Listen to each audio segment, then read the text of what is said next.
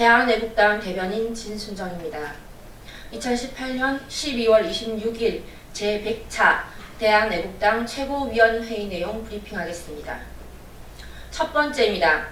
100차 태극기 집회, 애국 국민의 승리이다.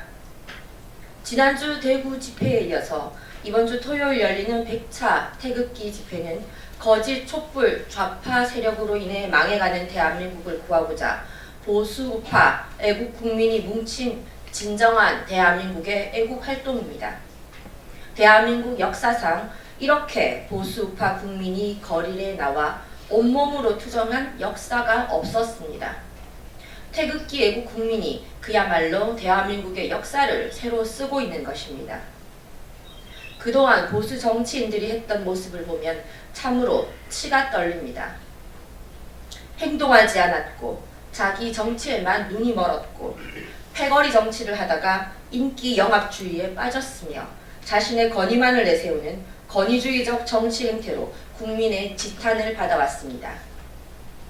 특히 지난 2016년 거짓 촛불 집회가 대한민국을 광란의 나라로 만들었을 때 보수 정치인들이라 불리던 사람들은 슬금슬금 촛불 집회에 참석했고 심지어 거짓 촛불이 국민의 뜻인 양 선동에 앞장섰고 자신들이 만든 대통령을 인민재판장에 끌고 나와서 모질고 가혹한 언동으로 보수파 국민의 가슴에 피멍이 들게 하였습니다. 김무성 의원이 월간 조선과 한 인터뷰를 보면 촛불 기생 정치인들이 마지막 발악을 하려고 또다시 애국 국민의 가슴에 피멍이 들게 하고 있는 것으로 보여집니다. 태극기 집회가 100차가 될 때까지 얼마나 많은 애국 국민이 피눈물을 흘렸는지 김무성 같은 정치인이 알기나 하겠습니까? 자신의 권력욕을 위해서면 자기 부모조차 난도질을 할 정도로 인면 수신급 배신의 정치를 일삼는 모습에 과연 우리 젊은 세대들은 무엇을 배우겠습니까? 이뿐이 아닙니다.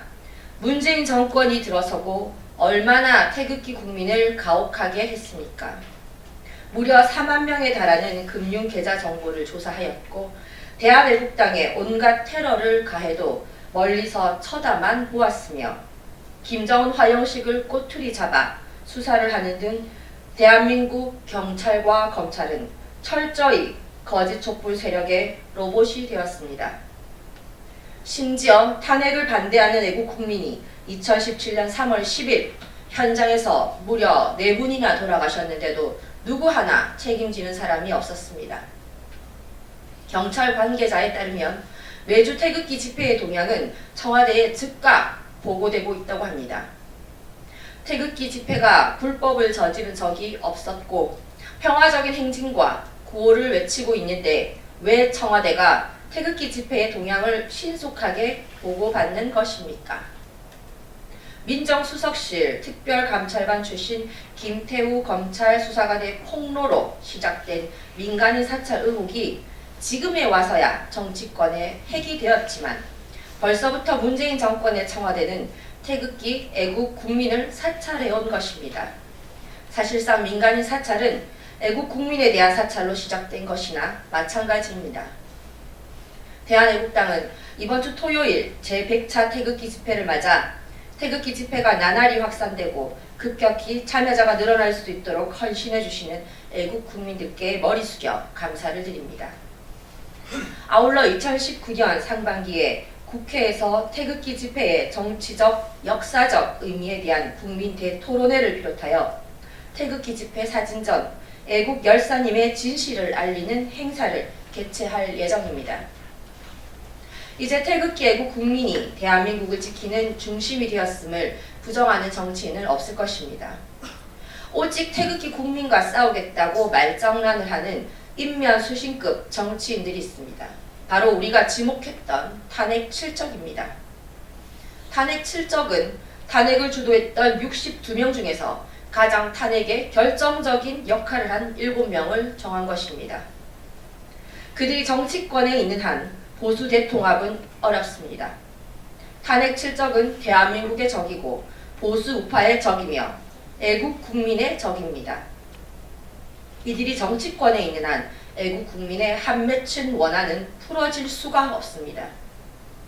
최근 다시 탄핵 칠적이 보수 통합, 반문연대로 고개를 들려고 하고 있지만 어림도 없을 것입니다. 애국 국민이 있는 한 탄핵 칠적에 대한 투쟁을 통해서 그들을 몰아내는 것만이 대한민국을 살리고 보수 통합을 할 수 있는 길입니다. 태극기 애국 국민이 쌓아놓은 대한민국 우파 국민의 역사에 조금이라도 먹칠을 하는 순간 탄핵 칠적은 더욱 잔인하게 국민의 심판을 받게 될 것입니다. 두 번째입니다. 김정은보다 악랄하게 대한민국을 파괴시키는 문재인 정권. 얼마 남지 않은 2019년부터 최저임금 대폭 인상, 주휴시간을 포함한 최저임금 산정, 주 52시간 근무제 본격 시행 등 노동시장에 큰 영향을 줄 3대 노동 정책이 시행됨에 따라 기업, 자영업, 서민 등이 긴장을 넘어 한탄하고 있습니다. 지난해 전체 국민이 부담한 4대 보험료가 110조 6,947억 원으로 전년도보다 6.1% 증가했습니다. 문재인 정권이 만든 문재인 케어 덕분에 건강보험료가 인상되었고, 이러한 보험료 부담으로 비소비 지출이 차지하는 비중이 급증했으며 결국 소비 여력이 줄어들어 경제에 악영향을 미치고 있는 악순환이 반복되고 있습니다.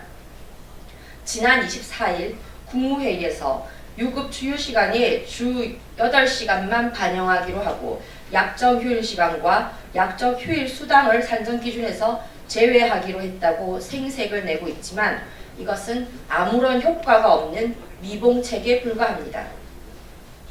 경영계에서는 최저임금 산정 방식에서 분모인 약정휴일시간과 분자인 약정휴일수당을 모두 제외하게 될 경우 시급 산정 결과에 큰 차이가 없기 때문에 의미 없는 방안이라고 비판하고 있습니다. 또한 소상공인연합회는 정부 개정안이 확정되면 내년에 소상공인의 절반 정도가 최저임금법을 어긴 범법자가 될 것이라며 생존권을 지키기 위해 내년에 헌법 소원을 내고 가능한 수단을 총동원해서 주휴수당 폐지에 앞장설 것이라고 말하고 있습니다. 대한애국당은 700만 소상공인 연합회의 뜻을 지지합니다. 결국 문재인 씨가 최근 급격한 최저임금 인상에 대한 속도 조절을 언급했지만 그 말도 먹혀들지 않고 있습니다. 대통령이 언급했지만 차관회의에서 반대 결과를 내놓았습니다. 이 나라는 누구에 의해 움직여지는 것입니까? 심히 우려스럽습니다. 대한민국 안보를 무너뜨리고 대한민국 외교를 추락시키고 대한민국 교육을 망쳐버리고 대한민국 경제를 파괴시키고 대한민국 일자리를 없애고 대한민국의 서민과 기업을 무너뜨린 정권이 바로 문재인 정권입니다. 어쩌면 문재인 씨는 지금쯤 매일 밤 청와대에서 촛불잔치를 벌이고 있을지도 모릅니다. 김정은이 핵과 미사일로 위협했을 때 대한민국 국민은 대한민국을 지키려고 더욱 똘똘 뭉쳤습니다. 김정은이 거짓과 사이비 교주주의적 주체 사상을 전파하려고 했지만 대한민국 국민은 이에 속지 않고 더욱 단결하여 자유민주주의를 전파하였고 그 믿음을 강화시켰습니다. 그런데 문재인 씨는 한마디로 대한민국의 안보, 외교, 교육, 경제, 일자리, 기업 등을 무장해제시키려고 하고 있습니다. 오히려 김정은보다 더욱 악랄하게 대한민국을 파괴하는 정권이 문재인 정권이라고 해도 과언이 아닙니다. 마지막입니다. 문재인 정권의 거짓 안보쇼, 애국 국민들이 브레이크 걸자. 문재인 씨가 어제 성탄절 날 나의 행복이 모두의 행복이 되길 바란다 라는 회괴망측한 발언을 했습니다. 국민들은 문재인 씨가 말하는 나의 행복이 도대체 무엇인지 물어보고 싶습니다. 누구를 위한 것입니까? 참사공화국에서 국민들은 뒷전이고 맨 앞에는 김정은이 있고 좌파, 주사파, 친북, 종북 세력만 눈에 보일 뿐입니다. 이제 국민들은 안중에도 없는 문재인 정권의 앞날은 과연 어떻게 될 것입니까? 국민들은 제발 북핵 안보쇼를 그만하라고 하는데 올해부터 1년 내내 안보쇼를 통해 떨어진 지지율을 올리려고 언론, 방송과 합작하여 국민을 속이고 있습니다. 오늘 경의선, 동해선 철도도로 연결 및 착공식을 북한 개성 판문역에서 진행한다고 합니다. 여기에 얼마나 많은 돈이 들어갈 것입니까?